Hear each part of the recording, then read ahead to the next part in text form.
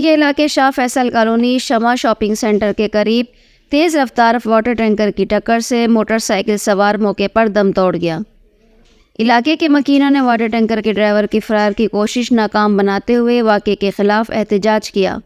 Police نے tanker driver کو گرفتار کر لیا۔ علاقہ مکینوں کے احتجاج کے باعث فرنگی سے شارع فیصل جانے والا روڈ مکمل طور پر بند ہو گیا۔ مظاہرین کا کہنا تھا کہ دن کے اوقات میں ہیوی ٹریفک کون چھوڑتا ہے، علاقائی حدود میں ہیوی گاڑیوں کا داخلہ بند ہے، روزانہ کی بنیاد پر یہاں حادثات رونما ہو رہے ہیں۔ کے علاقے شاہ فیصل کالونی شمع شاپنگ سینٹر کے قریب تیز رفتار واٹر ٹینکر کی ٹکر سے موٹر سائیکل سوار موقع پر دم توڑ گیا۔ علاقے کے مکینوں نے واٹر ٹینکر کے ڈرائیور کی فرار کی کوشش ناکام بناتے ہوئے واقعے کے خلاف احتجاج کیا۔